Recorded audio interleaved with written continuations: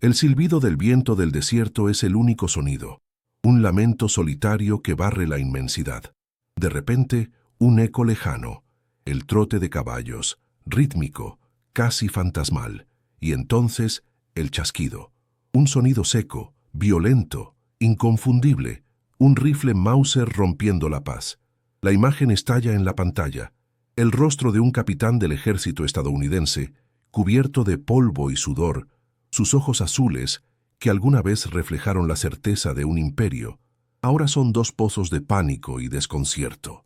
Se encoge detrás de una roca, mientras las balas dibujan siluetas invisibles en el aire a su alrededor. Sujeta con fuerza su moderno rifle, Springfield, una maravilla de la ingeniería que aquí, en el implacable desierto de Chihuahua, se siente como un juguete inútil. No hay un enemigo visible, solo destellos fugaces entre los matorrales, sombras que se mueven entre las formaciones rocosas, como si la propia tierra se hubiera levantado en armas. No está luchando contra hombres, está siendo devorado por un paisaje. Este hombre no era un recluta novato. Era la punta de lanza de la maquinaria de guerra más formidable que el mundo había conocido hasta entonces.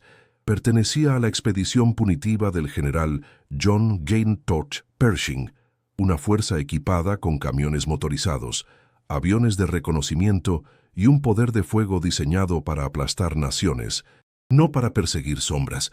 Cruzaron la frontera en 1916 con una misión que, en el papel, parecía un mero trámite: cazar a un solo hombre, a un bandido, llamado Pancho Villa.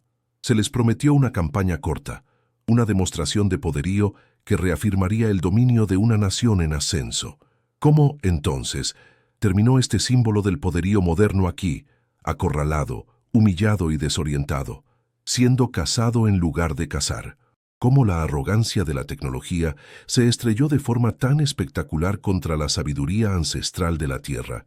Para entender cómo el ejército más poderoso del planeta fue llevado al borde del abismo, debemos regresar al principio, a un tiempo en que la confianza era absoluta y la derrota, simplemente impensable.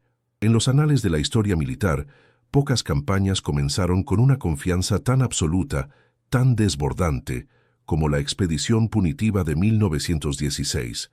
Al cruzar la frontera, la columna del general John J. Pershing no se movía como un ejército invasor, sino como una fuerza de la naturaleza, una serpiente de acero y polvo que se deslizaba sobre la tierra antigua de Chihuahua con una certeza casi divina.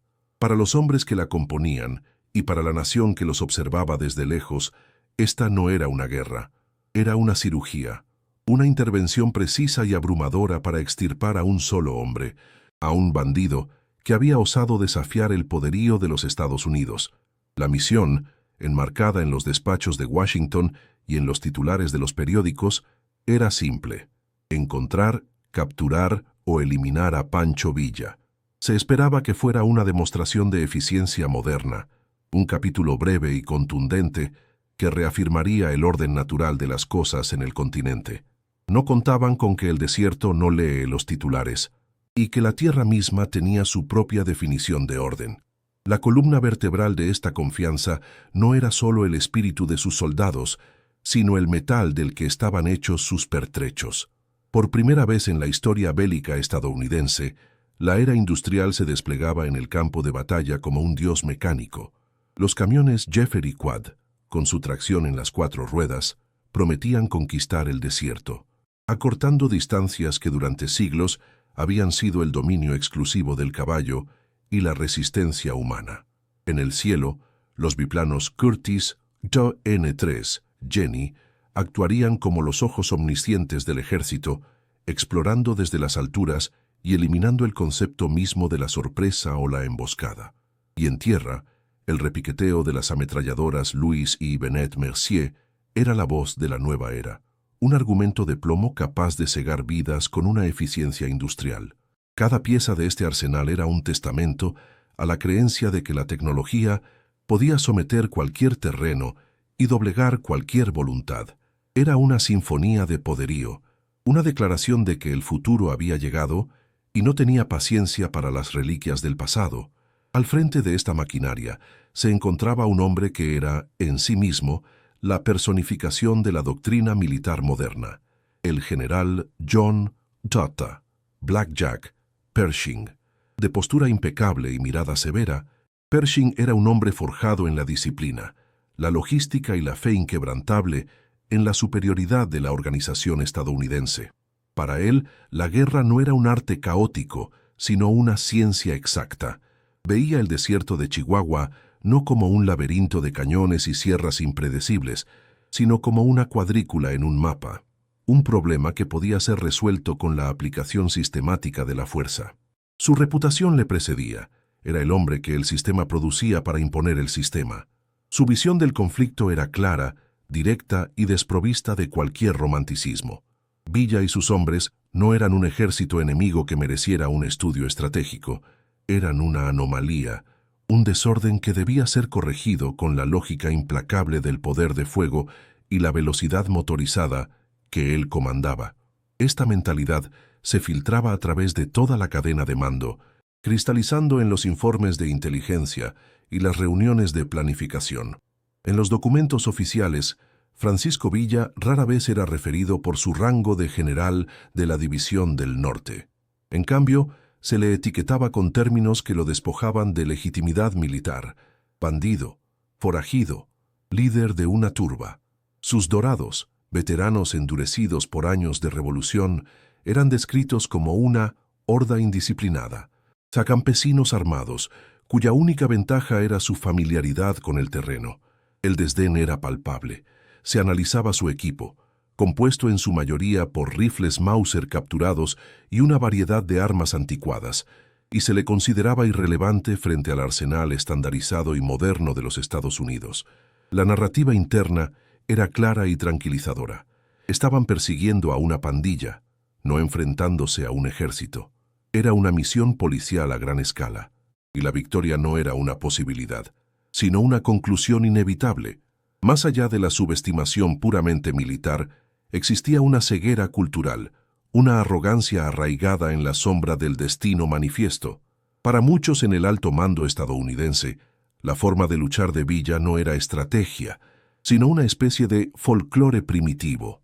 Su habilidad para desaparecer en el paisaje, su red de informantes leales entre la población civil y su uso de la malicia, esa astucia nacida de la necesidad, no se interpretaban como tácticas de guerrilla sofisticadas, sino como la astucia tramposa de un pueblo inherentemente inferior. No podían concebir que un general sin formación académica en West Point pudiera orquestar una campaña de evasión y desgaste a una escala tan masiva. Descartaron el conocimiento ancestral de la tierra como superstición y la lealtad del pueblo a Villa como el producto del miedo. Esta incapacidad para ver al adversario en sus propios términos, para respetar su inteligencia y su conexión con su entorno, sería la grieta fundamental en los cimientos de su plan aparentemente perfecto. Y el plan, sobre el papel, era de una simplicidad aplastante. 3 columnas motorizadas y de caballería avanzarían hacia México desde diferentes puntos, convergiendo en una maniobra de pinza diseñada para atrapar a Villa y sus fuerzas en una red de la que no podría escapar. Los aviones de reconocimiento volarían adelante, actuando como exploradores aéreos para localizar al elusivo Centauro del Norte y guiar a las fuerzas terrestres hacia él. Una vez localizado, el poder de fuego superior de las ametralladoras y la artillería ligera haría el resto. Era un plan lógico, eficiente y completamente desconectado de la realidad del terreno que pretendían dominar. Concebido en la comodidad de los cuarteles generales, asumía caminos transitables para los camiones, cielos despejados para los aviones y un enemigo que se comportaría como se esperaba que lo hiciera un ejército convencional. Era un plan para un campo de batalla que solo existía en sus mapas, no en las áridas y hostiles llanuras de Chihuahua. Podemos imaginar la escena: una sala llena de oficiales de alto rango, sus uniformes impecables contrastando con los mapas polvorientos extendidos sobre una mesa. Sus dedos trazan líneas rectas a través de cañones y cordilleras, conectando puntos con la certeza de quien diseña un circuito eléctrico. Las voces son firmes, seguras, discutiendo la logística del combustible y el forraje con más preocupación que las posibles tácticas del enemigo. Aquí, en la esterilidad de un puesto de mando, el desierto de Chihuahua era solo una mancha de color ocre, un espacio vacío entre puntos de interés estratégico. No había calor sofocante, ni tormentas de arena que cegaran, ni la lealtad inquebrantable de un pueblo a su héroe. Solo había variables controlables y un objetivo claro. El plan fue aprobado sin disidencia, sellado con la confianza de hombres que nunca habían sentido la sed implacable de esa tierra, ni habían intentado seguir una sombra bajo su sol abrasador. La arrogancia no era solo una emoción, era un procedimiento operativo estándar. Esta confianza absoluta no se limitaba a los generales, se extendía hasta el último soldado de la expedición. Para el soldado de infantería, o el jinete de caballería promedio, esta no era una misión peligrosa, sino una aventura exótica. Las cartas enviadas a casa en esos primeros días estaban llenas de bravuconería y de la certeza de un rápido regreso. Se les había dicho que iban a castigar a un bandido y a restaurar el honor americano. Se sentían los protagonistas de una historia heroica, los portadores de la civilización y el orden en una tierra sin ley. Miraban sus rifles Springfield, sus pistolas Colt y el poderío mecanizado que los rodeaba, y se sentían invencibles. La idea de la derrota, o incluso de una lucha prolongada y frustrante, simplemente no existía en su universo mental. Estaban a punto de marchar hacia el corazón de un laberinto, convencidos de que sostenían el único mapa verdadero, sin darse cuenta de que el laberinto mismo estaba vivo y tenía sus propias reglas. Así, la expedición punitiva se adentró en México, no solo como una fuerza militar, sino como la encarnación de una idea, la idea de que la modernidad siempre triunfa, que la tecnología es el árbitro final del poder y que la voluntad de una gran nación puede remodelar la realidad a su antojo. Construyeron un castillo de arrogancia con los ladrillos de la superioridad industrial y el mortero del desdén cultural. Era una fortaleza imponente, perfecta en su diseño y aparentemente inexpugnable. Creían haber pensado en todo, haber calculado cada variable y preparado cada contingencia.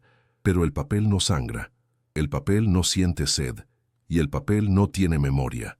Se prepararon para cazar a un hombre, sin entender que ese hombre era la encarnación misma de la tierra que venían a conquistar, una tierra que no se rinde, que no olvida y que protege ferozmente a los suyos. Al otro lado de la línea, en el vasto y polvoriento corazón de Chihuahua, la preparación para la guerra era un ritual de una naturaleza completamente distinta. Mientras los estadounidenses calibraban sus motores y limpiaban sus ametralladoras, los hombres de Villa se reunían en silenciosos círculos, no alrededor de mapas de papel, sino del lienzo vivo de la tierra misma. Su estudio no era de logística, sino de ecología, no de manuales de campo, sino de las estaciones, del movimiento de los animales, del susurro del viento entre los cañones. Para ellos, la tecnología no era la fuente de la fuerza, sino un grillete. Su poder emanaba de una fuente mucho más antigua, más profunda, la sabiduría ancestral de conocer cada roca, cada pozo de agua y cada sombra de su propio hogar. No se preparaban para una campaña militar, se preparaban para recordarle a un invasor que hay lugares en el mundo donde la tierra misma elige a sus vencedores y lo hace con una paciencia implacable. La doctrina de Villa, si es que podía llamarse así, no estaba escrita en ningún libro. Era una filosofía grabada en el alma de su gente por siglos de lucha y supervivencia. No buscaban la batalla decisiva, el choque glorioso de ejércitos que Pershing esperaba. Su estrategia era la del agua que se filtra en la roca, persistente, adaptable, inevitable. Era la guerra de la pulga y el perro, una serie de picaduras rápidas, de ataques a las líneas de suministro, de desapariciones fantasmales, diseñadas no para aniquilar al enemigo en un día, sino para desangrarlo gota a gota, para robarle el sueño, la moral y, finalmente, la voluntad de luchar. Entendían algo fundamental que el ejército estadounidense había olvidado. Una fuerza invasora necesita victorias para justificar su presencia, pero una fuerza de resistencia solo necesita sobrevivir un día más. Y en el desierto de Chihuahua, ellos eran los maestros de la supervivencia. Para los villistas, el desierto de Chihuahua no era un obstáculo a superar, sino un aliado formidable, un combatiente más en sus filas. El sol abrasador que cocinaba los motores de los camiones estadounidenses y agrietaba la piel de sus soldados era para ellos una manta familiar. El frío cortante de las noches del desierto, que hacía temblar a los centinelas invasores, era una oportunidad para moverse sin ser vistos.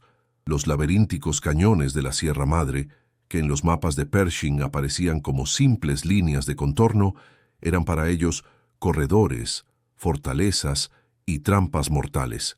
El silencio, ese vasto e imponente silencio del desierto, no era un vacío, sino un arma psicológica que usaban para sembrar la paranoia en las filas enemigas. Los estadounidenses habían venido a conquistar un lugar en un mapa. No se dieron cuenta de que estaban luchando contra el lugar mismo, un ser vivo que respiraba polvo y exhalaba muerte. Y en el centro de este universo estaba el hombre que le daba nombre, Francisco Villa. Para el gobierno de Washington, era un bandido. Para sus enemigos en la Revolución, un caudillo impredecible. Pero para la gente de Chihuahua, era algo mucho más profundo. No era un general distante que enviaba órdenes desde un cuartel seguro. Era la encarnación de sus propias luchas, esperanzas y resentimientos. Era el hombre que había probado la amargura de la pobreza y la injusticia, y que se había levantado en armas no por ideología abstracta, sino por una furia primordial y un amor feroz por su gente. Su autoridad no provenía de un nombramiento oficial, sino de una lealtad forjada en batallas compartidas y en la promesa de una vida más justa. Perseguir a Villa no era como perseguir a un individuo, era como intentar arrancar el corazón de un pueblo que lo había elegido como su propio estandarte. La superioridad tecnológica estadounidense se estrelló contra una red de inteligencia tan simple como impenetrable. Los biplanos de Pershing, sus ojos en el cielo, eran inútiles. Volaban demasiado alto, demasiado rápido, y sus pilotos no podían distinguir a un villista de un campesino pacífico. Mientras tanto, la red de Villa estaba en todas partes y en ninguna. Eran los ojos de un niño jugando en la calle de un pueblo, los oídos de una mujer vendiendo tortillas en el mercado, la boca de un anciano que ofrecía a los soldados estadounidenses un vaso de agua y una dirección falsa. Cada mexicano con el que se cruzaban era un potencial informante, un nodo en una red de comunicación orgánica que se movía a la velocidad de un rumor y con la precisión de un susurro. La información fluía hacia Villa como los arroyos fluyen hacia el río, dándole una imagen del campo de batalla que Pershing, con toda su tecnología, solo podía envidiar. En el corazón de la estrategia villista se encontraba un concepto profundamente mexicano, intraducible y a menudo malinterpretado: la malicia. No se trata de maldad, sino de una forma elevada de astucia, la inteligencia del sobreviviente perfeccionada a lo largo de generaciones. Es la habilidad de usar la aparente debilidad como un disfraz para la fuerza, de anticipar los movimientos del oponente no a través de la lógica, sino de la intuición y un profundo conocimiento de la naturaleza humana. Es la sabiduría del dicho: más sabe el diablo por viejo que por diablo. Los estadounidenses veían el mundo en términos de fuerza contra fuerza, de planes y contraplanes. Los villistas jugaban un juego diferente, un ajedrez tridimensional donde el orgullo, la frustración y la geografía eran piezas tan importantes como los rifles y los cañones. La malicia era su arma secreta, invisible para un enemigo que creía que la guerra solo se ganaba con poder de fuego. El soldado villista era el polo opuesto de su contraparte estadounidense. No llevaba un uniforme estandarizado ni un equipo de última generación. Su apariencia, a menudo descrita con desdén como la de un campesino armado, ocultaba una resistencia casi sobrehumana. Este hombre podía marchar durante días con un puñado de tortillas y un poco de agua, dormir a la intemperie bajo un cielo helado y seguir luchando con una ferocidad inquebrantable. Su rifle Mauser, aunque quizás más viejo que el Springfield estadounidense, era una extensión de su propio cuerpo. Conocía su peso, su retroceso, su cada capricho. No dependía de una línea de suministro que se extendiera por cientos de kilómetros. Su línea de suministro era la tierra misma y la gente que la habitaba. No era un soldado en el sentido convencional, era un depredador perfectamente adaptado a su entorno, y los soldados de Pershing eran la presa que había entrado en su territorio de caza. La planificación de una operación villista no se parecía en nada a una reunión de Estado Mayor. No había mapas extendidos sobre mesas, ni pizarras con diagramas de flechas. Su sala de guerra era el círculo de una fogata, bajo un manto de estrellas. Sus mapas estaban grabados en la memoria, transmitidos a través de historias y corridos. En lugar de discutir sobre la logística del combustible, hablaban de la ubicación del último pozo de agua conocido, del patrón de las patrullas enemigas o de la lealtad del alcalde de un pueblo cercano. Su estrategia no era una línea recta, sino un círculo, una espiral. Se basaba en la paciencia, en la observación, en esperar el momento exacto para golpear, cuando el enemigo estuviera más cansado, más sediento, más lejos de casa y más cerca de la desesperación. Era una forma de hacer la guerra que era tan orgánica y fluida como la propia vida en el desierto. Así, dos mundos, dos filosofías de la guerra, se preparaban para colisionar. Por un lado, una maquinaria de acero y lógica, convencida de su propia invencibilidad y cegada por la luz de su propia tecnología. Por el otro, una fuerza arraigada en la tierra, armada con un conocimiento íntimo de sus secretos y unida por una lealtad inquebrantable a un hombre que era más que un líder. Era un símbolo de su propia indomable voluntad. El ejército estadounidense había venido a cazar a Pancho Villa, pero no entendía que el verdadero enemigo no era un hombre con un rifle. El verdadero enemigo era la tierra misma, con su memoria milenaria y su feroz instinto de protección. La expedición creía ser la tormenta que llegaba a limpiar el desierto. Estaban a punto de descubrir que solo eran gotas de lluvia, a punto de ser absorbidas por una tierra que siempre tiene sed. El motor rugió, y con él, el amanecer de una nueva era en la guerra. La expedición punitiva se derramó sobre la frontera como un río de acero y polvo, una manifestación innegable de la voluntad de una nación. Para los soldados que avanzaban en las columnas, el paisaje de Chihuahua era un lienzo exótico, un escenario para una victoria rápida y segura. El aire vibraba con el sonido de los camiones Jeffery Quad y el trote rítmico de la caballería, una sinfonía de poderío que parecía capaz de doblegar al propio continente. Cada kilómetro recorrido era una reafirmación de su propósito, una milla más hacia la inevitable captura del hombre que había osado desafiarlos. En esas primeras horas, bajo un cielo vasto y prometedor, la confianza no era una emoción, era el aire que respiraban, el combustible que los impulsaba. La idea del fracaso era tan ajena y distante como las estrellas que aún se desvanecían en el horizonte. El primer presagio no llegó con el silbido de una bala, sino con el sonido humillante de un motor ahogándose. Los camiones, esas maravillas de la ingeniería que prometían conquistar el desierto, encontraron a su verdadero adversario no en un ejército, sino en la arena. Lo que en los mapas parecía un terreno firme y transitable, se revelaba como un lecho de polvo fino y traicionero que se tragaba las ruedas con una sed insaciable. El grito de un motor forzado al límite se convirtió en la banda sonora de la frustración. Los soldados, entrenados para el combate, se encontraron convertidos en peones, empujando y cavando bajo un sol que no ofrecía tregua. La máquina, símbolo de su superioridad, se había convertido en un ancla de metal, una bestia pesada y vulnerable que la tierra parecía estar reclamando, grano a grano, como un tributo a su soberanía ancestral. En los despachos de Pershing, estos incidentes eran registrados con una calma burocrática que bordeaba la negación.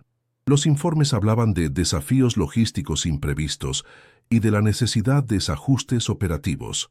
Los camiones atascados no eran vistos como una señal de que la estrategia motorizada era fundamentalmente defectuosa, sino como un problema de ingeniería que requería más tablas de madera y cadenas.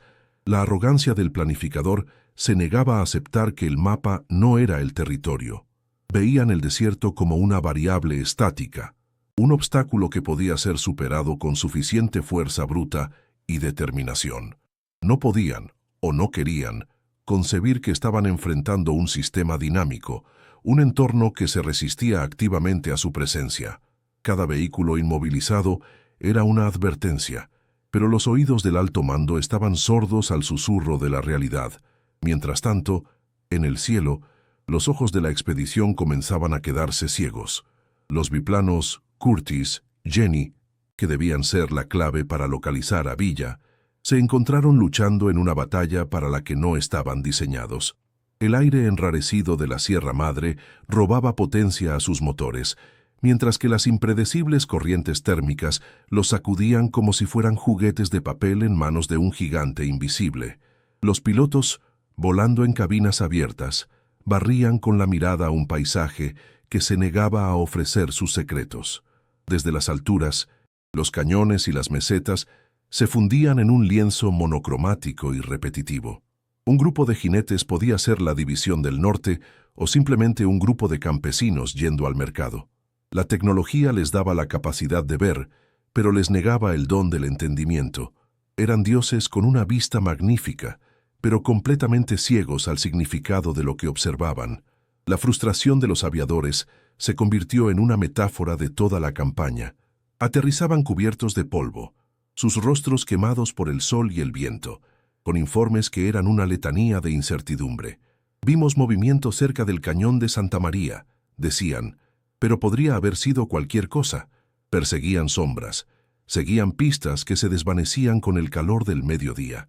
Su ventaja tecnológica, la capacidad de ver desde el cielo, se había convertido en una fuente de humillación.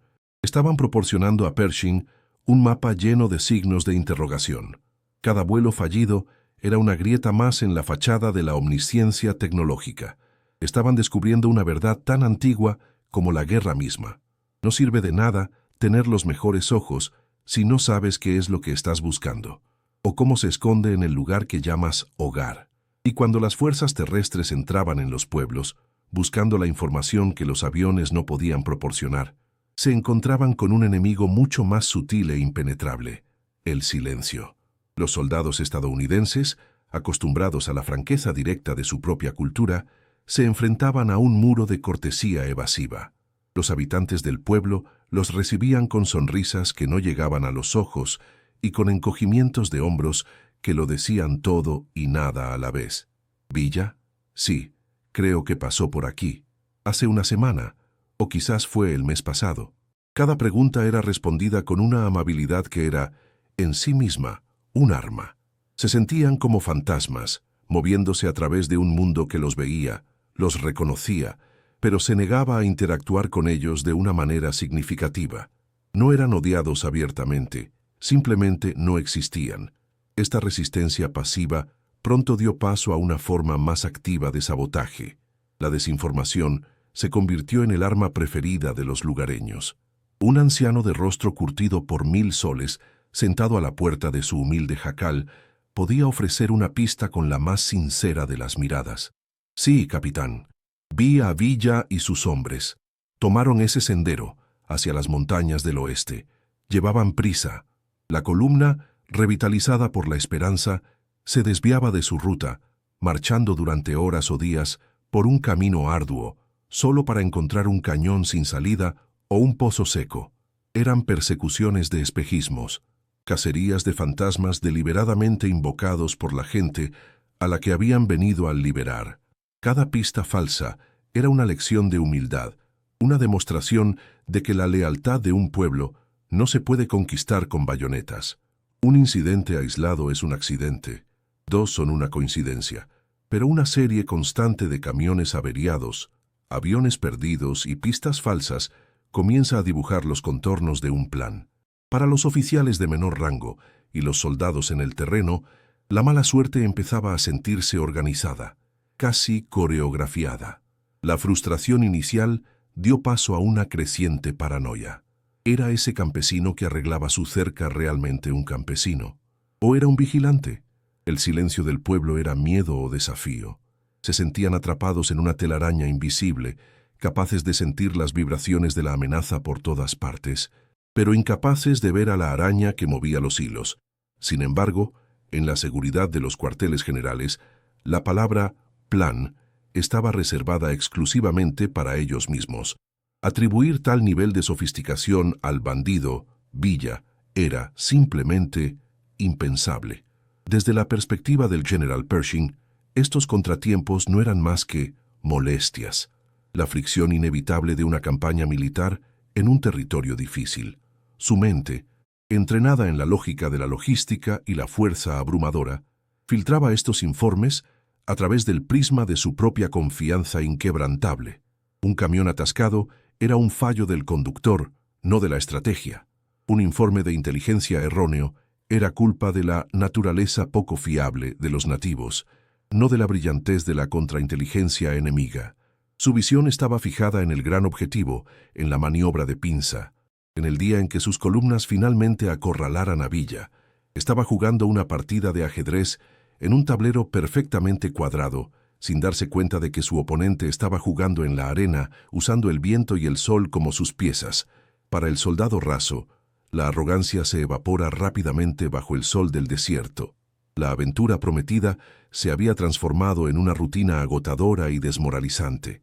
El calor era un enemigo físico que agrietaba sus labios y cocinaba sus cerebros bajo los cascos de acero. La sed era un tormento constante, pero el enemigo psicológico era peor. Era la sensación de estar perpetuamente observado por ojos invisibles, la tensión de no saber si el próximo recodo del camino ocultaba una emboscada o simplemente más polvo y silencio. El vasto paisaje, que al principio parecía una promesa de libertad, ahora se sentía como una prisión sin muros.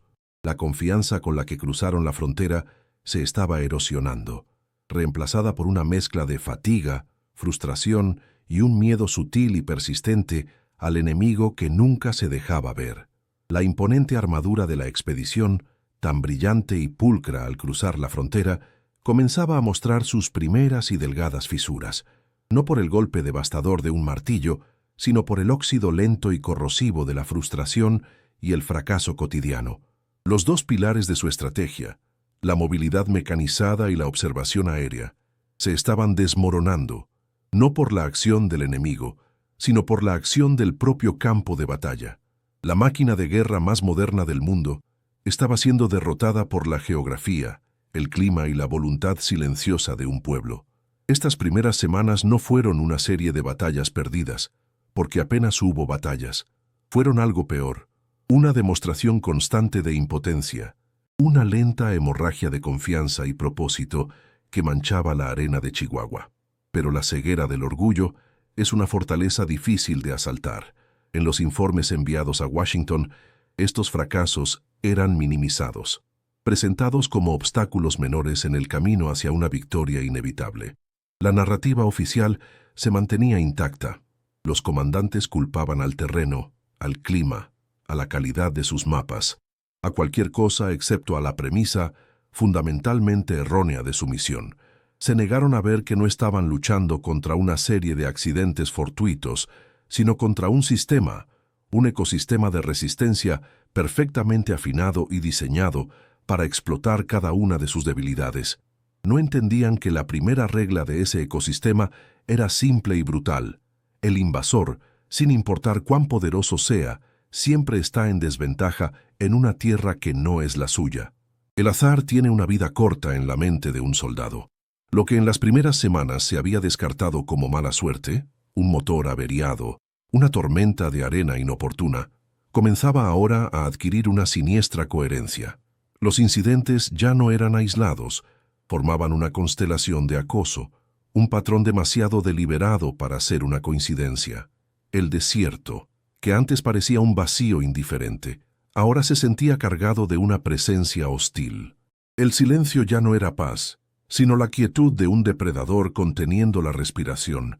Los soldados comenzaron a sentirlo en la nuca, esa sensación primigenia de ser observados por ojos que nunca podían encontrar.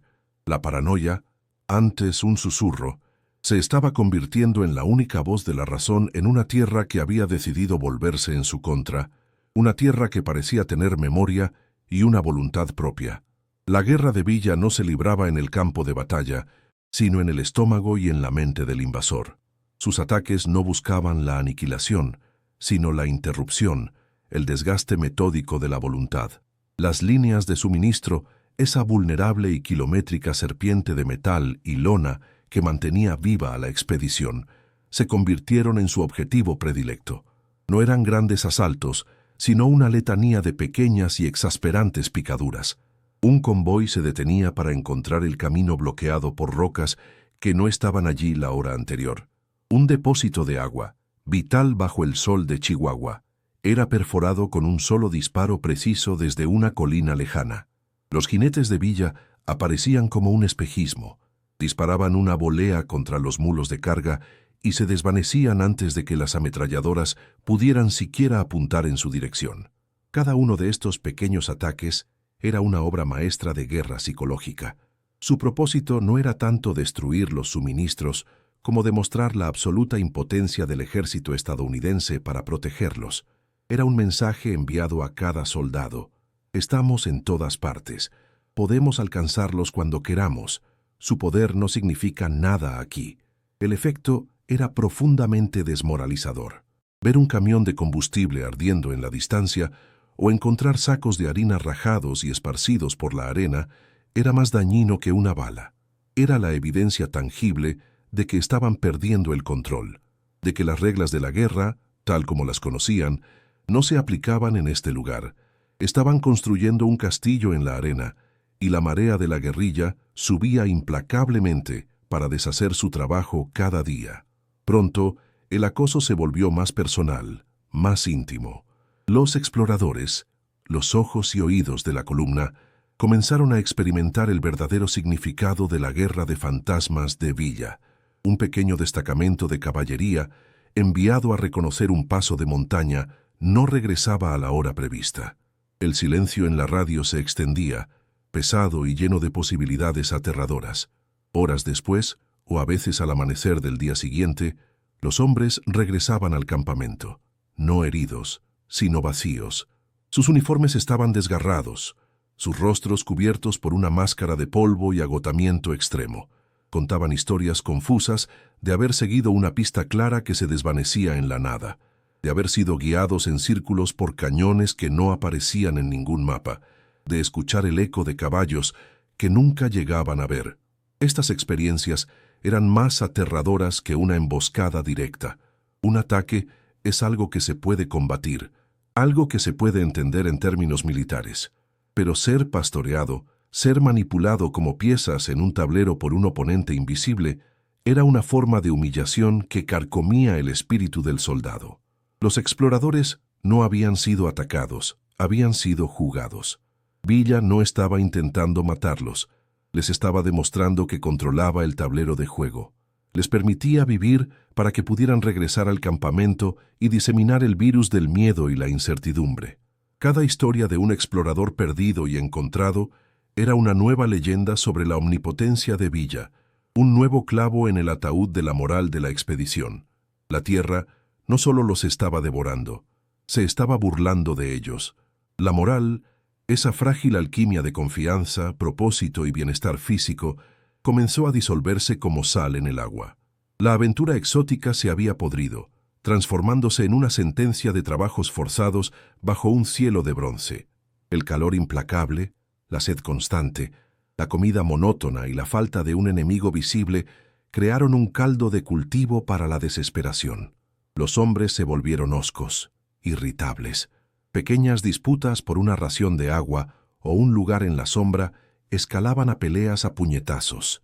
La disciplina, el pilar del ejército de Pershing, se erosionaba con cada amanecer polvoriento. Los soldados miraban a sus oficiales con una nueva luz, no de respeto, sino de resentimiento silencioso por haberlos conducido a este infierno sin sentido. El enemigo ya no era solo Pancho Villa. El enemigo era el sol, que les robaba la fuerza. Era el polvo, que se metía en sus pulmones, en sus armas y en su comida.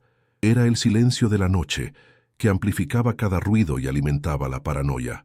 Era la monotonía de la marcha, un horizonte que nunca cambiaba, un paisaje que parecía diseñado para quebrar el espíritu humano. Los hombres dejaron de escribir cartas a casa llenas de bravuconería. Ahora, si escribían, era con una nostalgia dolorosa por un mundo de hierba verde y agua fresca. Su invencibilidad se había evaporado, dejando solo a un grupo de hombres cansados, lejos de casa, persiguiendo a un fantasma en una tierra que los odiaba activamente. Esta creciente crisis en las filas se transmitía hacia arriba, llegando a los puestos de mando como una fiebre lenta. Los comandantes de campo, hombres de acción acostumbrados a resultados decisivos, se encontraban atrapados en una pesadilla logística y psicológica. Los informes que enviaban a Pershing estaban llenos de frustración apenas disimulada. «Perseguimos sombras», escribió un capitán. «El enemigo se niega a presentarse a una lucha honorable». Sentían la presión desde dos frentes, desde abajo, de sus hombres cuya moral se desintegraba, y desde arriba, del general Pershing, quien a su vez recibía telegramas cada vez más impacientes de Washington. La promesa de una victoria rápida se había convertido en una soga que se apretaba alrededor de sus cuellos. La necesidad de producir un resultado, cualquier resultado, comenzó a anular la prudencia táctica. La paciencia fue reemplazada por la desesperación y la estrategia dio paso al impulso. Los comandantes, sintiendo que la iniciativa se les escapaba de las manos, comenzaron a tomar decisiones que, en cualquier otra circunstancia, habrían sido consideradas imprudentes, incluso temerarias. Necesitaban una victoria para justificar los crecientes costos de la expedición, tanto en material como en espíritu. Necesitaban demostrar que todavía estaban al mando, que no estaban siendo superados por un simple bandido. Esta desesperación por retomar el control era precisamente la debilidad emocional que Villa había estado esperando, la grieta en la armadura por la que ahora se preparaba para deslizar su espada. Un mayor, exasperado por días de seguir pistas falsas, decidió dividir su fuerza, enviando una pequeña columna por un cañón supuestamente seguro para intentar una maniobra de flanqueo. Ignoró las advertencias de sus guías locales y la doctrina básica de nunca dividir las fuerzas en territorio enemigo desconocido. Era una apuesta, un lanzamiento de dados impulsado por la frustración, con la esperanza de sorprender a Villa.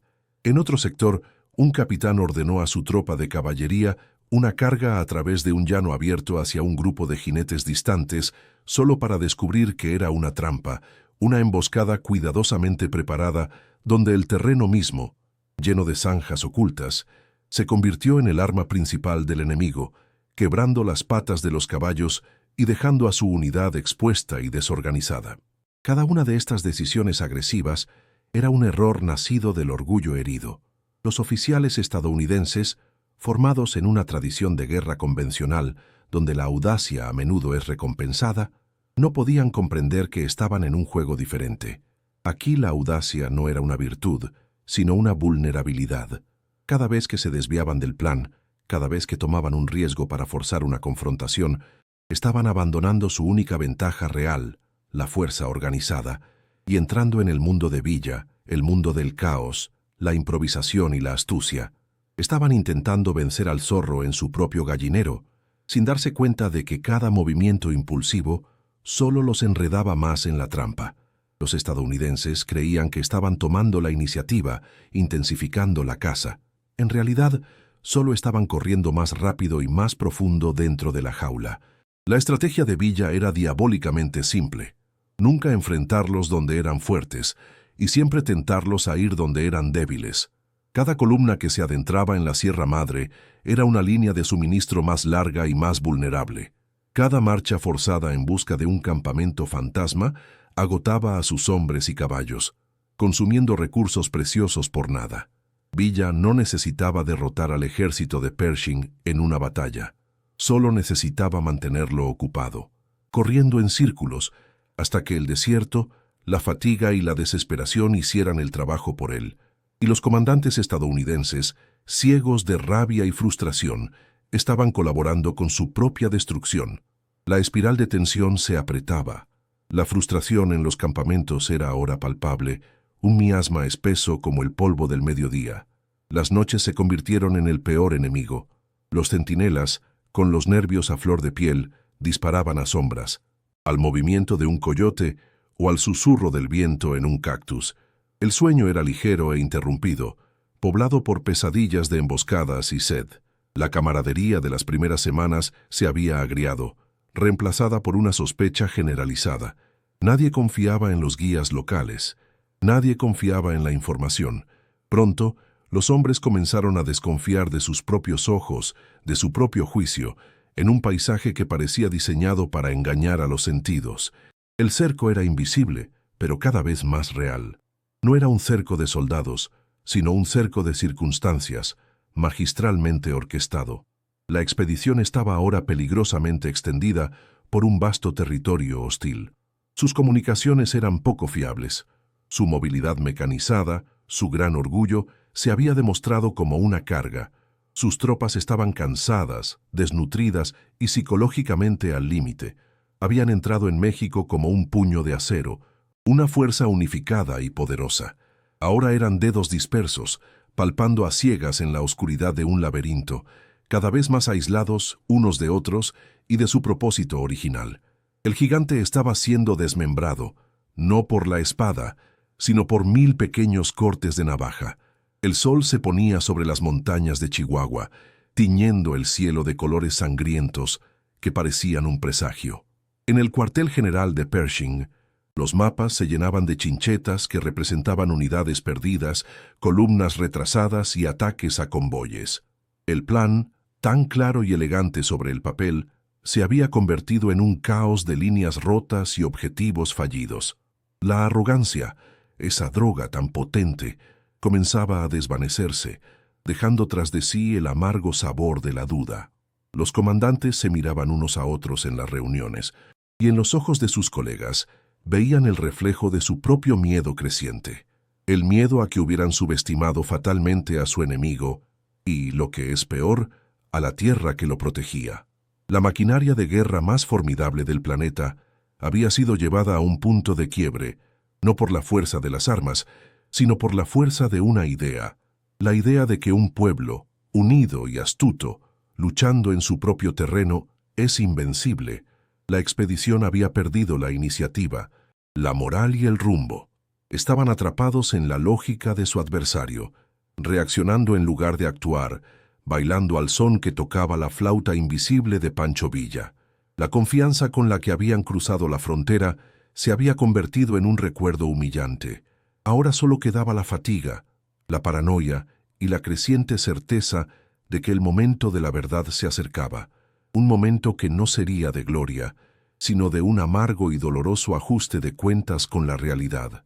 La mecha de la frustración, que había ardido lentamente durante meses, finalmente encontró su barril de pólvora. Un rumor, más fuerte y persistente que los anteriores, ubicaba a Villa y a un contingente significativo de sus hombres cerca del pequeño pueblo de Carrizal. Para el capitán Charles Teto Boyd y sus hombres del 10º Regimiento de Caballería, los legendarios Buffalo Soldiers, esta no era solo otra pista en una cacería interminable. Era una oportunidad de redención. El cansancio de las marchas inútiles y la humillación de perseguir fantasmas se habían coagulado en una determinación fría y cortante. Esta vez no habría evasivas.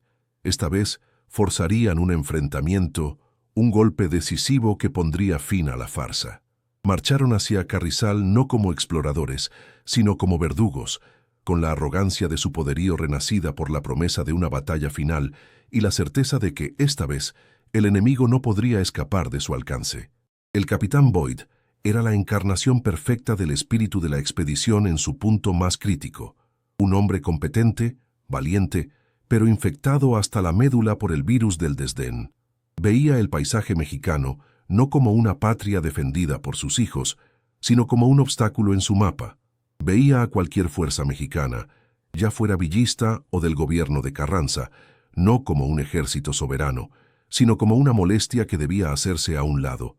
La diplomacia y la prudencia habían sido consumidas por el calor y la frustración. Su misión, tal como la interpretaba en ese momento, era simple y brutal: encontrar a Villa y destruirlo, y consideraba que cualquier cosa o persona que se interpusiera en su camino era parte del problema. No cabalgaba hacia Carrizal para negociar el paso, cabalgaba para anunciarlo, con la convicción de que la bandera que portaba le otorgaba un derecho de paso universal e incuestionable. Al llegar a las afueras de Carrizal, se encontraron con una línea de soldados. No eran los dorados de Villa, sino tropas del ejército regular mexicano, bajo el mando del general Félix U. Gómez. El general, un hombre que entendía el peso de la soberanía en cada grano de polvo de su tierra, se adelantó para parlamentar. Su mensaje fue cortés, pero inequívocamente firme. Las fuerzas estadounidenses no tenían permiso para avanzar más hacia el este. Les advirtió que su presencia violaba los acuerdos y que, si insistían, se verían obligados a detenerlos por la fuerza. Era un momento suspendido en el tiempo, un duelo no de armas, sino de voluntades.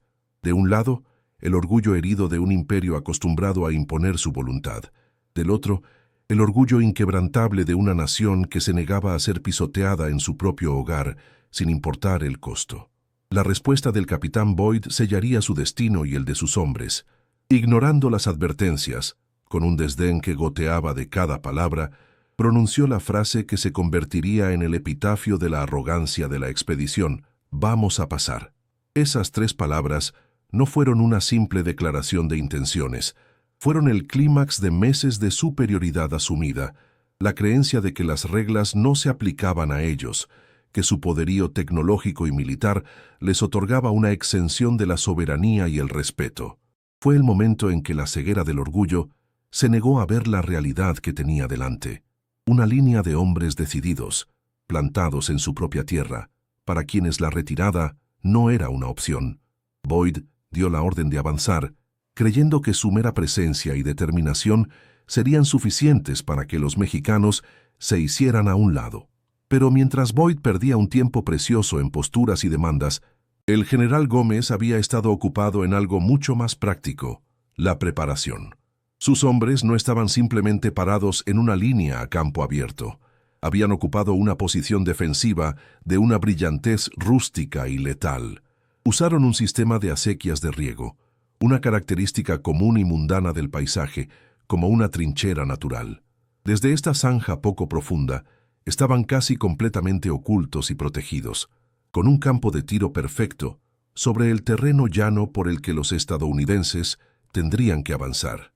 No era una táctica de guerrilla, no era una emboscada furtiva, era una defensa de manual, una lección de posicionamiento táctico que los estadounidenses, en su prisa por encontrar a un bandido primitivo, fueron completamente incapaces de ver. Estaban a punto de cargar contra una fortaleza invisible. La carga del 10º de caballería comenzó como un espectáculo de poderío militar sacado de un libro de texto. Los jinetes avanzaron en una formación disciplinada, sus rostros impasibles, sus carabinas Springfield listas. El sol de mediodía brillaba sobre el acero de sus armas y el cuero de sus sillas de montar. Era una imagen diseñada para infundir miedo y pavor, para hacer que cualquier fuerza inferior se rompiera y huyera. Avanzaron por el llano abierto, un mar de polvo y cascos atronadores, esperando en cualquier segundo escuchar el sonido de la retirada enemiga, el grito de pánico de los soldados mexicanos que se dispersarían ante la majestad de su avance. Se movían con la confianza de hombres que nunca habían conocido una derrota en campo abierto, convencidos de que estaban a punto de escribir otro capítulo glorioso en la historia de su regimiento. Y entonces, la tierra misma pareció estallar. No con el rugido de la artillería, sino con el chasquido seco, coordinado y brutal de cientos de rifles Mauser disparando al unísono. La primera descarga fue como el golpe de una guadaña invisible. Jinetes y caballos cayeron en una maraña de confusión y dolor. No hubo disparos de advertencia, no hubo escaramuza preliminar. Fue una ejecución. La trinchera, la acequia que los estadounidenses habían ignorado como un simple detalle del paisaje, se había revelado como la boca del infierno. El avance disciplinado se desintegró en un instante. Los soldados, que momentos antes eran la encarnación de la confianza, ahora eran blancos expuestos en un campo de tiro perfectamente diseñado. La sorpresa no fue solo táctica, fue existencial. El mundo, tal como lo entendían, se había puesto patas arriba en un segundo. En ese momento crucial, la tan cacareada superioridad tecnológica estadounidense se reveló como un mito irrelevante. Tenían ametradoras, pero éstas eran inútiles. Eran pesadas, difíciles de desplegar rápidamente y no tenían un objetivo claro al que disparar, solo los destellos de los rifles que salían de la tierra. En cambio, el arma despreciada, el viejo Mauser mexicano, se convirtió en el rey del campo de batalla, en manos de soldados que defendían su hogar, atrincherados y con un blanco claro. Cada rifle era un instrumento de precisión letal. No era la velocidad de disparo lo que importaba, sino la precisión del primer tiro.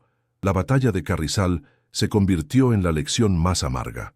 La tecnología más avanzada es impotente cuando se aplica con una estrategia ciega contra un enemigo que ha elegido el terreno y los términos del enfrentamiento. Para los soldados estadounidenses, la batalla fue un torbellino de pánico y caos. El aire se llenó de silbidos de balas que parecían venir de todas partes y de ninguna. Los hombres gritaban órdenes que nadie podía oír por encima del estruendo. Buscaban desesperadamente una cobertura que no existía en el llano abierto. Su entrenamiento, su disciplina, todo se evaporó frente a un enemigo que no podían ver. Estaban luchando contra una trinchera, contra la tierra misma. La sensación de invencibilidad que los había impulsado se hizo añicos, reemplazada por la comprensión primordial y aterradora de que habían caído de cabeza en una trampa perfecta. No estaban en una batalla, estaban en medio de una masacre que ellos mismos habían provocado con su propia arrogancia desmedida. En medio del caos, debe haber habido un instante de terrible claridad para el capitán Charles T. Boyd, el momento en que miró hacia la línea de fuego y no vio a una turba de campesinos asustados, sino a un ejército disciplinado, ejecutando una defensa impecable. El momento en que comprendió que su desdén le había costado todo, que el general Gómez no estaba fanfarroneando, que había subestimado fatalmente no solo el equipo y la habilidad de sus oponentes, sino lo que es más importante, su voluntad de luchar y morir por el honor de su nación. Fue la recompensa amarga y final para el espectador de la historia, el instante en que el rostro de la arrogancia se encuentra con el reflejo de su propio error fatal. Un segundo después, una bala de Mauser encontró su marca, y el arquitecto de la debacle cayó muerto sobre el polvo de Chihuahua. La caída de su comandante fue la señal. El ataque, ya vacilante y desorganizado, se convirtió en una retirada caótica y desesperada. La disciplina se rompió por completo. Ya no era el díceno de caballería, sino un grupo de hombres aterrorizados luchando por sus vidas. Dieron la espalda al enemigo y galoparon, huyendo del campo de batalla que momentos antes habían despreciado. Fue la imagen definitiva de la humillación. La fuerza de élite de la maquinaria de guerra más poderosa del mundo, rota y en fuga, perseguida por los ecos de los rifles de un ejército al que habían considerado irrelevante. Dejaron atrás a sus muertos, sus heridos y los últimos vestigios de su orgullo, esparcidos por la llanura de Carrizal como semillas de una amarga lección. Desde la seguridad de su trinchera, los soldados mexicanos observaron la huida. El fuego disminuyó hasta convertirse en disparos aislados y luego en silencio. No hubo gritos de victoria, ni celebraciones salvajes, solo la sombría y pesada satisfacción del deber cumplido. Se levantaron del polvo, sus rostros impasibles, manchados de sudor y pólvora. Habían mantenido la línea. Habían defendido su soberanía con la moneda universal del valor. Habían demostrado al gigante del norte que la tierra de México no era un tablero de juego para sus ambiciones, sino una patria sagrada. La victoria en Carrizal no fue solo un triunfo militar, fue una afirmación rotunda de su dignidad nacional, un acto de desafío que resonaría mucho más allá del estruendo de los cañones. La ironía final de Carrizal fue devastadora. La expedición, que había entrado en México para castigar la guerra de guerrillas no convencional de Pancho Villa, encontró su humillación final no a manos de un guerrillero, sino en una batalla completamente convencional. Fueron derrotados no por la astucia o el engaño, sino por una aplicación superior de los principios básicos de la guerra, el uso del terreno, la disciplina de fuego y una sólida estrategia defensiva. Fueron vencidos en su propio juego. La fuerza que se enorgullecía de su profesionalismo y su doctrina moderna había sido superada tácticamente por un ejército al que consideraban de segunda clase. Era la refutación más completa y humillante posible de todas las suposiciones sobre las que se había construido la expedición. El castillo de arrogancia, erigido con los ladrillos de la superioridad tecnológica y el mortero del desdén cultural, se derrumbó ese día en Carrizal. El sonido de los Mauser no solo detuvo una carga de caballería, silenció para siempre la justificación de la expedición punitiva. La noticia de la derrota se extendería como un reguero de pólvora, avergonzando a una nación y llevando a dos países al borde de una guerra total. La cacería de Pancho Villa había terminado. La presa se había convertido en cazador y el cazador se había convertido en el hazmerreír. A partir de ese momento, la misión del general Pershing ya no sería la captura, sino la extracción. El objetivo ya no era la victoria, sino cómo salir de México sin perder lo último que les quedaba, la cara. El silencio que descendió sobre el campo de Carrizal era más pesado y más ruidoso que cualquier disparo. Era un silencio espeso, cargado con el olor a pólvora, el aroma metálico de la sangre y el polvo fino de Chihuahua que comenzaba a sentarse sobre todo, como un sudario. El sol del mediodía, indiferente a la tragedia humana, golpeaba sin piedad los cuerpos caídos de los jinetes y sus caballos, creando un macabro tapiz de uniformes azules y crines oscuras sobre la tierra reseca.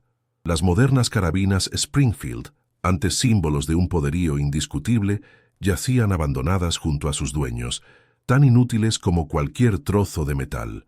La llanura, que minutos antes había sido el escenario de una carga arrogante, era ahora un monumento silencioso y brutal al precio de un error.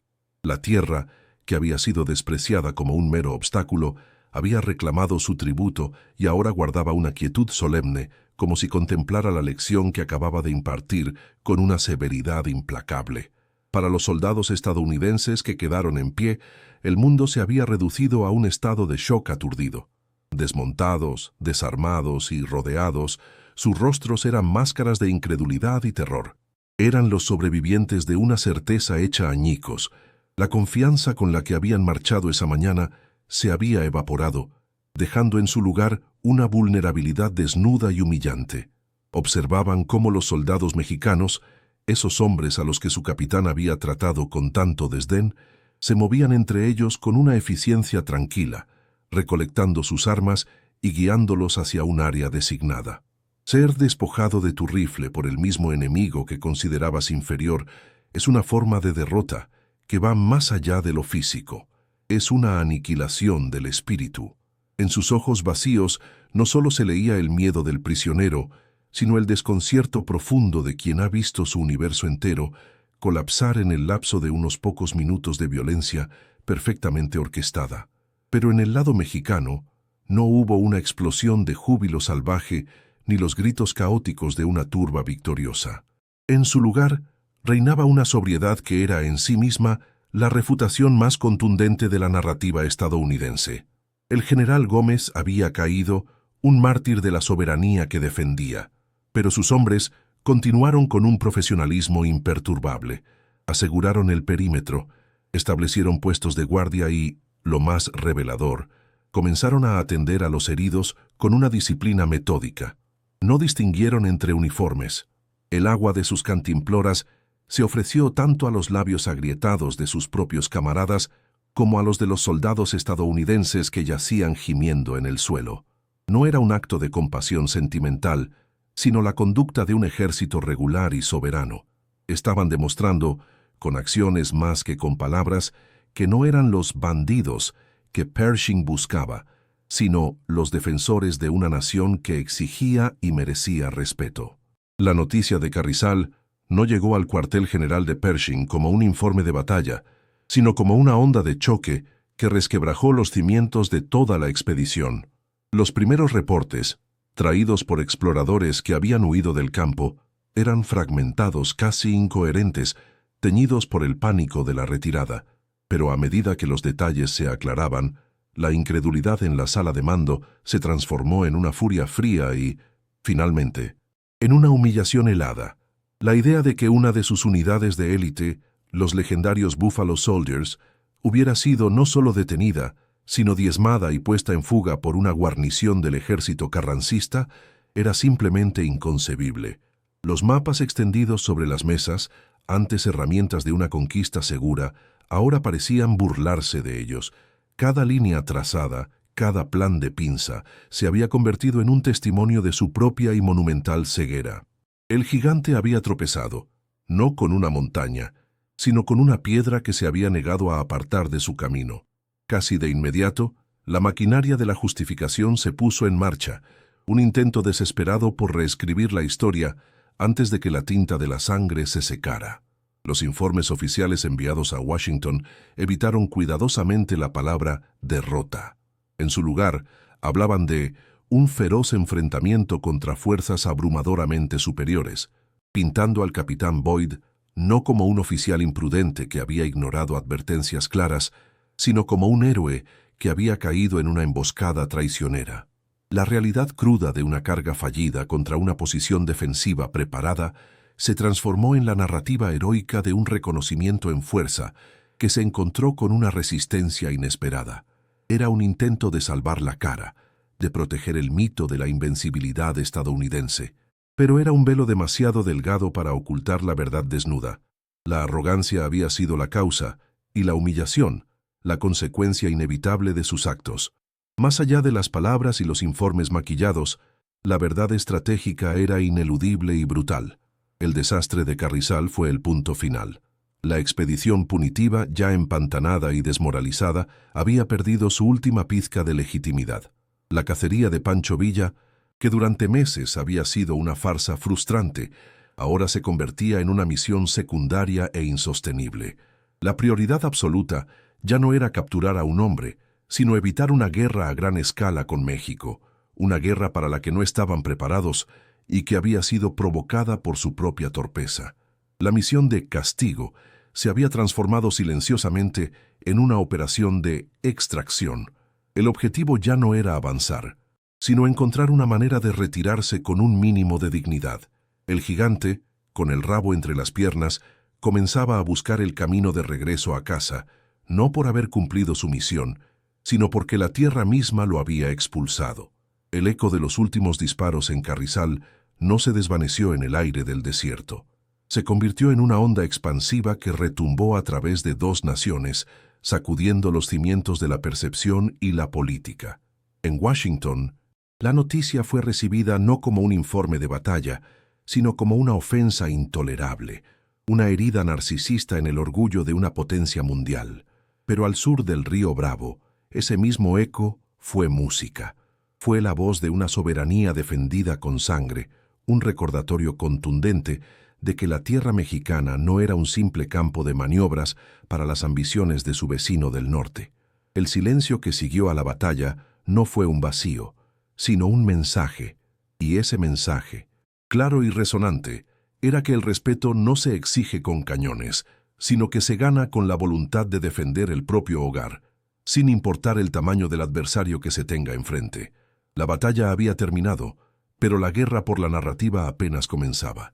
Para el ejército de los Estados Unidos, Carrizal fue más que una derrota táctica, fue el colapso de un paradigma. La fe ciega en la superioridad tecnológica, la creencia de que las ametralladoras y los motores podían resolver cualquier problema, se estrelló contra la dura realidad de una defensa bien ejecutada. Forzó a una generación de oficiales, incluido el propio Pershing, a una reevaluación dolorosa pero necesaria. Comprendieron que la guerra no era una ecuación matemática, donde el mayor poder de fuego siempre resultaba en victoria. Aprendieron de la manera más dura que el terreno, la moral y, sobre todo, la inteligencia local eran variables que podían anular cualquier ventaja material.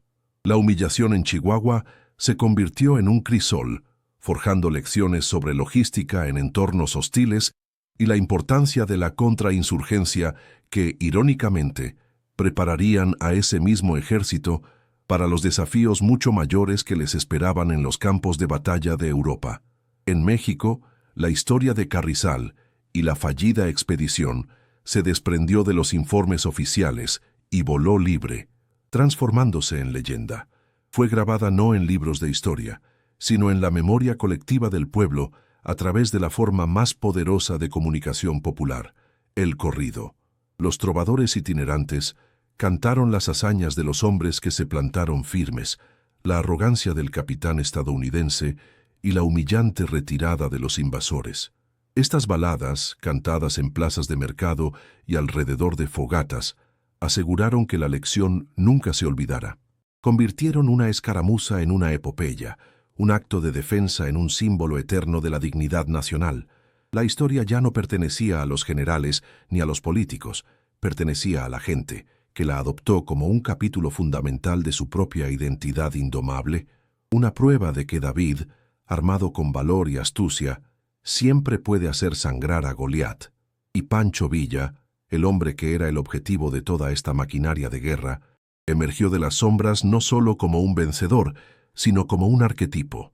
La expedición que buscaba destruirlo acabó por inmortalizarlo. Se convirtió en la encarnación de la malicia mexicana, esa astucia del sobreviviente que convierte la debilidad en un arma. Su habilidad para desvanecerse en el paisaje, para usar la lealtad de su gente como un escudo invisible y para manipular a un ejército entero con rumores y pistas falsas, pasó de ser la táctica de un bandido a ser celebrada como la estrategia de un genio popular. Ya no era solo un general de la revolución, era el hombre que se había burlado del gigante, que había invitado al ejército más poderoso del mundo a su casa y lo había perdido en el laberinto de su propia tierra, demostrando al mundo que la verdadera fuerza no siempre reside en el estruendo de los cañones. La expedición, que había comenzado con la promesa de proyectar el poder estadounidense, terminó revelando sus límites. Demostró que una nación podía poseer toda la tecnología del mundo, pero si carecía de la humildad para comprender la cultura y la geografía de su adversario, estaba destinada al fracaso.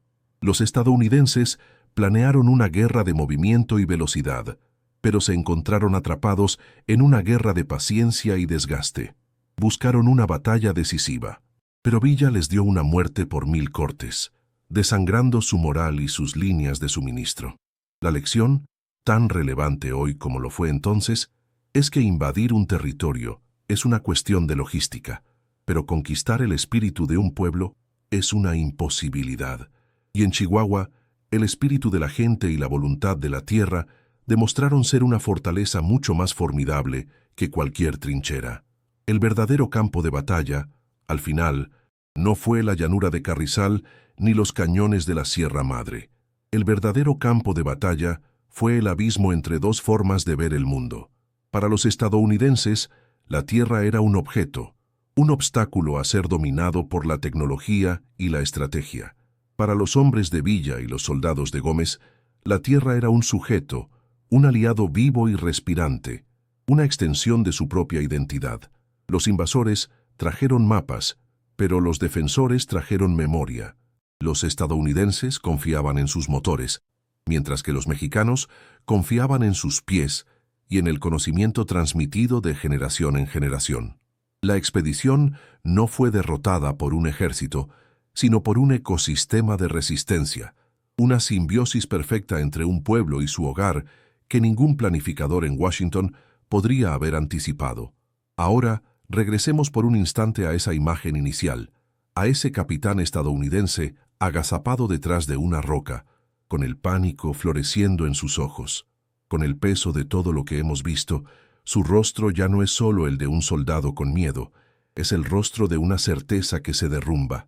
Su pánico no proviene solo del silbido de las balas, sino de la comprensión repentina y aterradora de que nada de lo que le enseñaron es cierto. Su rifle moderno se siente inútil no porque no funcione, sino porque está apuntando en la dirección equivocada.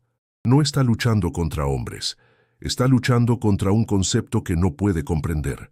La idea de que un pueblo, cuando defiende lo que es suyo, puede volverse tan vasto, tan esquivo y tan letal como el propio desierto que lo cobija. Su derrota personal fue el microcosmos de la derrota de una ideología. Al final, la expedición punitiva no dejó un conquistador. El verdadero vencedor de esta contienda no fue Pancho Villa ni el gobierno mexicano. El verdadero vencedor fue la tierra misma. El desierto de Chihuahua, con su paciencia milenaria, observó la llegada de la serpiente de acero, la sintió arañar su superficie y simplemente esperó. No la combatió con furia, sino con su propia naturaleza inmutable. La ahogó con su polvo, la confundió con sus espejismos, la agotó con sus distancias y la desangró con su sed. La tierra no necesita ganar batallas, simplemente perdura. Y cuando la última columna estadounidense se retiró, cubierta de polvo y humillación, el viento del desierto sopló de nuevo, borrando lentamente sus huellas, como si nunca hubieran estado allí, como si todo hubiera sido un sueño febril en la vasta e inmutable memoria del paisaje. La historia de la expedición punitiva, por lo tanto, trasciende las fronteras de México y los Estados Unidos para convertirse en una parábola atemporal. Es un recordatorio solemne de que la soberbia es el preludio de la caída y que subestimar a un adversario es el más fatal de los errores estratégicos. Nos enseña que las herramientas de la guerra pueden evolucionar, que los rifles pueden ser reemplazados por drones y los caballos por tanques, pero que ciertos principios permanecen inalterables. La voluntad de un pueblo que lucha por su soberanía, la inteligencia que nace de la necesidad y el conocimiento íntimo del propio hogar son armas que ninguna tecnología puede superar por completo. Es una lección escrita con pólvora y polvo que nos advierte que antes de intentar dominar el mundo de otro, primero debemos entender el nuestro. Así, el legado de esta campaña no se encuentra en los monumentos de bronce ni en las páginas de los tratados, sino en el viento que todavía susurra a través de los cañones de Chihuahua. Es un susurro que cuenta una historia de orgullo, resistencia y una verdad universal. La historia de cómo la arrogancia de la máquina se enfrentó al espíritu del hombre y perdió. Nos recuerda, a través de las décadas, que la fuerza de una nación no se mide únicamente por el poder de su arsenal o la sofisticación de su tecnología. La verdadera fuerza, la que perdura y la que inspira leyendas, reside en la conexión inquebrantable entre un pueblo y la tierra que corre por sus venas, porque la tecnología puede conquistar el espacio, pero solo el espíritu puede defender un hogar.